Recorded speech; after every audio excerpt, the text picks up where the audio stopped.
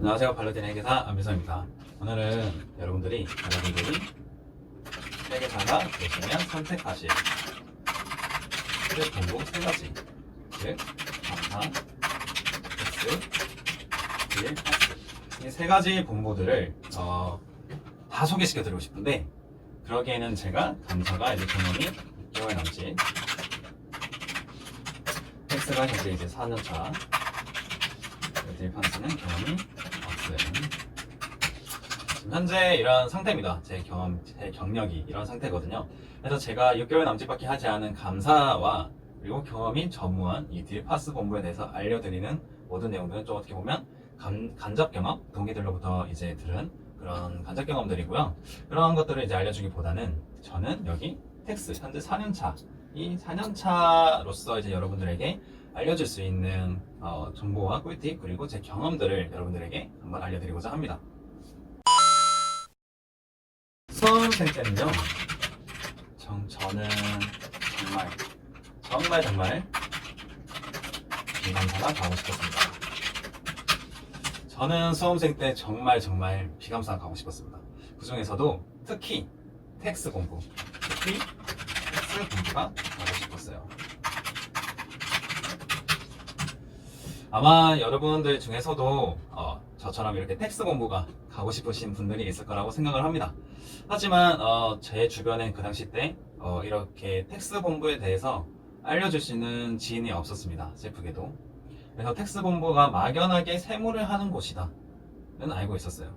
근데 무슨 일을 하는지는 정말 몰랐습니다. 그래서 그냥 진짜 막연하게 텍스 그냥 공부 가고 싶었고, 그리고 감사 공부는 먼저 합격하신 선배님들 보시면 정말 시즌 때 죽어나가는 모습을 많이 간접적으로 봤어요. 그러다 보니까 감사는 더더욱 가기가 싫어졌고요. 그리고 하필 2차 시험 때 제가 감사 인류가 됐습니다. 제가 감사를 또 인류니까 미친듯이 받겠죠? 한 과목만. 그러니까 더 가기 싫어졌어요. 이게 더 보면 친해졌어야 되는데 더 싫어지더라고요, 감사가. 그래서 저는 어떻게든 텍스 공부 가고 싶었고, 정말 운이 좋았다고 생각합니다.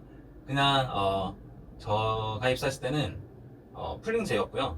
저 그냥 공부를 지원을 하는 거였는데, 정말 운이 좋게 1년차 때 텍스 공부가 진짜 운으로 선택이 됐습니다.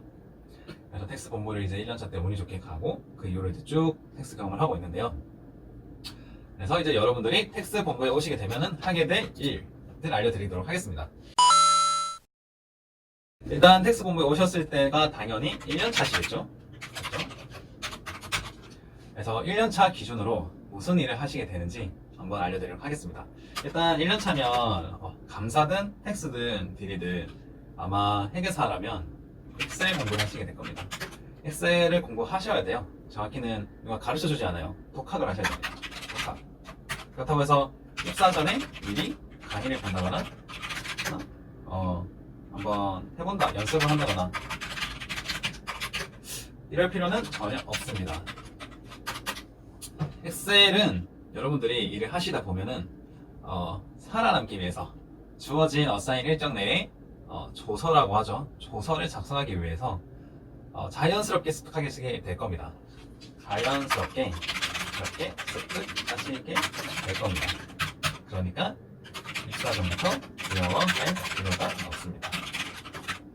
그러면 자연스럽게 습득을 하는 방법은 뭐 사람마다 다르겠지만 여러 가지가 있겠죠. 그 중에서 저는 어떻게 습득하게 됐었냐면, 일단 첫 번째로 동기들이 공유해줍니다.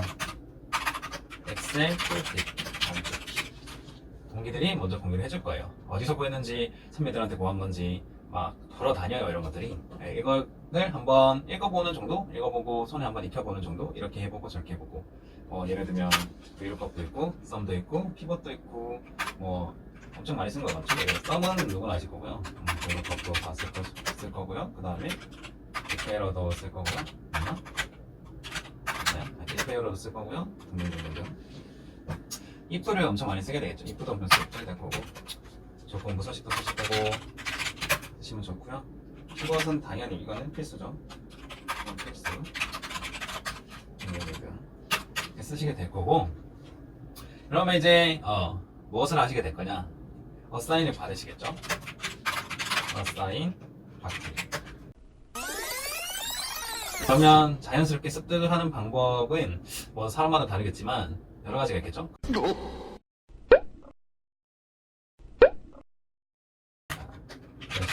어디로 나오세요. 이렇게 몇 시까지 어디로 나오세요라고 이제 어사인을 받으실 겁니다. 클라이언트를 받는 거죠. 클라이언트를 배정을 받는 거죠. 정확하게 할게요. 이거는 클라이언트 배정. 그다음에 이제 그 필드를 나가시게 되면은 여러분들은 이제 어사인을 받을 겁니다. 우선 계정을 담당해 주고요. 여러분들이 이제 계정을 담당해 주세요라고 해서 여러분들에게 인차지가 아마 어사인을 할 겁니다. 그래서 보통 이제 세무 조정 같은 경우는 자, 세무는 이 설명을 안 했네요. 주로 이제 영역으로 이루어집니다. 자, 무슨 영역이냐? 1년 차면 주 영역. 잡다한 일은 다 할 겁니다. 잡다한 일은 다 할 거고요. 세무 조정을 많이 하게 될 겁니다. 세무 조정을 하게 될 거고요. 이거는 빨간색 치겠습니다. 빨간색 어떻게 치는 거죠? 빨간색이 안 보이네요. 네. 다음에 메모장 한번 쓰는 거 제가 한번 저도 습득을 하고 올게요. 여러분은 그때까지 엑셀을 습득하고 계세요. 자, 세무 조정을 하시게 될 거고요. 그래서 이제 세무 조정을 여러분들 하시게 되면은 어떤 세무 조정을 하시게 되느냐? 자, 접대비 하실 겁니다. 그리고 지급이자 하실 겁니다. 그리고 인정이자 하실 겁니다. 그리고 좀 더 나아가시면은 대충 하실 거고요. 좀 더 나아가면은 뭐가 있을까요? 수익 배당금 대충 하실 거고요. 그냥 다 하실 겁니다. 그중에서 이제 접대비, 지급이자, 인정이자, 대충 수익 배당금, 그리고 감가상각비 이런 식으로 이제 여러분들이 세무 조정을 담당하시게 될 거예요. 제가 감사 인류라고 얘기 드렸죠. 그래서 제가 이제 지금 기억에 남는 제 1년차 때의 경험인데요. 제가 이제 1년차 때 나갔던 회사가 이제 외국계였는데, 그래서 이제 PBC라고 하죠. 회사가 주는 자료를 해서 Prepared by Client. 그래서 이제 PBC라고 하는 회사가 주는 자료라고 하는데, 그 PBC들이 다 영어였어요. 제가 영어를 잘 못해가지고 회계사를 선택한 것도 있는데 하필 자료가 영어인 거예요. 그래서 열심히 이제 영어를 어떻게든 막 파악을 하고 첫 번째 맡았던 계정이 이제 감가상각비였는데 DEP를 열심히 찾았어요. 감가상각비 금액을 일단 찾아야 되니까요. 금액을 찾아가지고 열심히 한두 시분을 했어요. 근데 이제 제가 감사일류다 보니까 세무를 안 본 지가 이제 2년이 넘었었어요. 그래서 2년이 넘었다 보니까 어떻게 보면 감사죄 완전성이죠. 이 감가상각과 관련한 모든 조정을 했느냐를 생각을 못 해봤어요. 그러면 감가상각비 시부인만 하고 끝났다. 이제 제가 맡은 건 끝났다. 이번 첫 필드는 이렇게 마무리가 되겠다 생각을 했는데 아니나 다를까 1년차는 다 실수를 하거든요. 인차지한테서 이제 호되게 혼이 났던 경험이 있어요. 뭐 일정 마지막 날까지 이제 왜 아무런 말도 하지 않고 혼자 끝냈다고 생각하고 더 물어보지도 않았냐 생각을 해보니까 엄청 간단한 거였어요.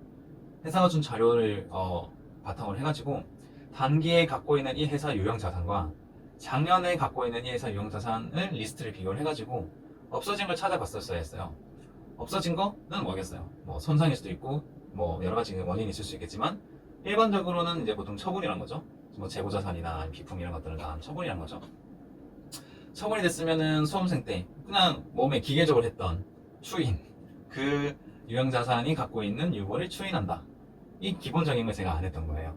그래서 엄청 허되게 당했던 기억도 있고 그 하필이면 그 인차지가 진짜 무서운 인차지였는데 제가 그래서 이제 막 빠지다 보니까 막 급해서 이것저것 그냥 기계적으로 막 질문도 하고 이거 어떻게 하는 거냐 막 물어보고 하다가 그 인차지한테 결국 선생님 생각 좀 하고 얘기하세요. 이렇게 한번 혼이 났던 기억이 있습니다.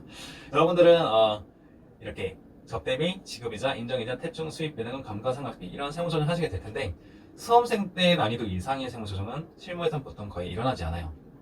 다만 이제 문제에서 이제 주던 그런 자료들 뭐 접대비를 하기 위해서는 특관자 매출은 얼마거냐 아니면 매출은 얼마냐 그리고 접대비는 얼마고 유사 접대비는 얼마고 이렇게 이제 문제에서 주어지던 이 숫자 금액들을 회사가 주는 자료로 찾아야 돼요.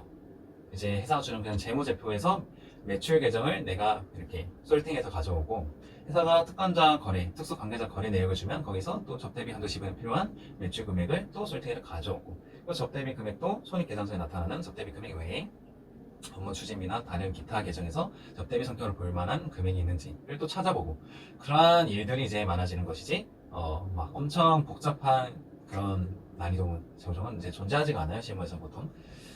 그래서 조금 색다른 경험을 하실 거예요 텍스 오시게 되면. 진짜 문제에서 주어지는 금액을 가지고 뭘 엄청 난이도 높은 세무 조정을 하다가 이제는 난이도는 낮은 세무 조정이지만 그 조정에 필요한 금액들을 가져오는 그러한 일들을 한번 경험하시게 될 겁니다. 그리고 이제 세무 공부를 오시게 되면은 여러분들이 위 상기 세무 조정을 할 때 회사마다 정말 상황이 다릅니다. 상황마다 정말 케이스가 다 달라요. 케이스가 달라요. 그래서 세무는 유권 해석이라는 게 존재합니다. 일단 세무는 법인세를 예를 들면 법인세법으로 움직이는 거죠. 법인세법에 따라서 세무 조정을 하는 거고 법인세법에 따라서 결국 가표를 산정하고 거기에서 이제 법인세액을 뽑아내서 납부를 하는 거예요. 그 신고도 하고. 그래서 이제 법인 거잖아요. 법이다 보니까 당연히 판례라든지 뭐 질이라거나 그런 해석들이 존재합니다. 그런 해석들을 찾고 서치하고 정리하고 하는 게 정말 중요합니다. 이러한 일들은 왠지 뭔가 제가 로펌 가보진 않았지만 로펌 일과 좀 비슷할 것 같아요. 사실관계를 정리를 하고 그 사실관계와 유사한 유권 해석을 찾는 것, 그것이 정말 필요합니다. 접대비에서 예를 들어서 진짜 뭐 아까 얘기 드렸던 접대비 비용을 불리한 것 외에 다른 접대비 금액들이 있겠죠. 그런 금액들을 제 마음대로 자의적으로 이건 접대비고 이거는 접대비가 아니다 라고 판단을 내릴 수가 없는 거예요. 이거는 접대비다라고 판단을 하기 위해서는 관련된 근거가 필요합니다. 그게 이제 법 문구가 될 수도 있는 거고 쉽게 설명하자면은 법원이 내린 거라든지 조세 심판원이 내린 그런 해석들이 존재합니다. 이러한 비용은 접대비로 봐라.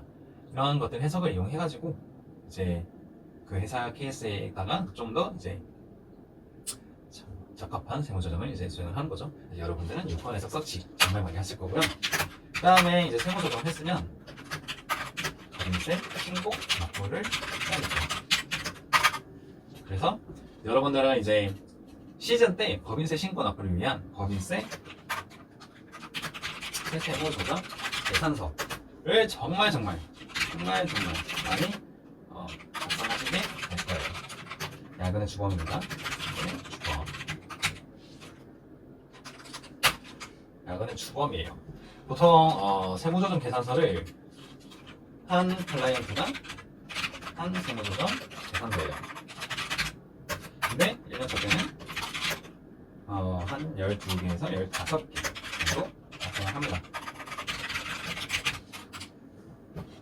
1년차 때는 보통 12개에서 15개 정도를 작성을 하는데 이거 만들다 보면은 진짜 보통 3월에 이 작업을 많이 하게요. 그런데 작업을 하다 보면 신경 쓰고 있는 것을 보고 보실 겁니다.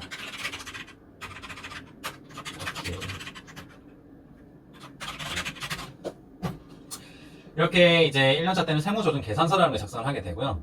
이것들은 이제 세무조정 계산서가 뭔지 여러분들이 이제 모르실 텐데요. 수험생 때는 그냥 법인세 신고 납부를 하기 위한 하나의 책자라고 생각하시면 됩니다. 일반적으로 이제 신고 납부는 전자로 하고요. 전자로 신고를 하고 납부서를 전자로 출력해가지고 그 납부서를 가지고 이제 납부를 하는 건데요. 세무조정 계산서는 그런 납부를 위한 그 금액을 어떻게 산정했는지 그 근거라고 생각하시면 돼요. 이제 하나하나 조정들마다 근거가 필요하겠죠. 그런 근거들을 담고 있는 거고요. 자세한 내용은 여러분들이 나중에 텍스트 오셔가지고 세무조정 계산서를 한번 이제 1년차 때 미친듯이 작성을 해봐야 아시게 될 겁니다. 뭐 1호서식, 3호서식, 15호서식, 50을 뭐 등등등. 50을 많이 들어보셨죠? 그런 것들을 이제 뭐 비슷한 겁니다. 그런 서식들을 이제 작성을 하시게 될 겁니다. 이렇게 1년차 때는 이렇게만 아마 하게 되실 거예요. 엑셀을 공부하시게 될 것이고요. 클라이언트를 배정받고 몇 시까지 어디로 나오세요 라고 이제 필드워크를 한번 해보실 거고요. 그 다음에 이제 필드워크를 하시게 되면 어사인을 받을 거고요. 그래서 무슨 계정을 담당해 주세요 라고 합니다. 그래서 계정이라고 하면 이제 접대비, 지급이자, 인정이자, 대충, 수익배당금, 감가상각비 같은 계정들을 맡게 되실 거고요. 더 위 연차가 되시면은 이 외에 새로운 계정들도 한번 맡아보시게 될 거예요. 뭐 대손 충당금이라든지 아니면 세액 공제라든지 세액 감면 또는 뭐 미완료 등등등 이제 더 추가를 하실 거고요. 1년차 때 업무용 승용차도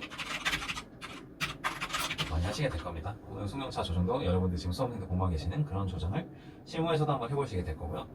다음에 이제 상기 세무 조정할 때마다 이제 정말 회사마다 케이스가 정말 다르기 때문에 그 회사에 적합한 요건 해석을 서치도 많이 하시게 될 겁니다. 서치도 많이 하시게 될 거고, 이제 그러한 세무조정과 서치를 바탕으로 해서 법인세 신고 납부를 하기 위해 세무조정 계산서를 이제 막 작성을 하실 거고요. 이렇게 작성을 하다 보면은 여러분들은 1년차에서 2년차가 되어 있으실 겁니다. 지금까지 별로티닝 기사 안미서였습니다. 감사합니다. 구독과 좋아요도 부탁드리겠습니다.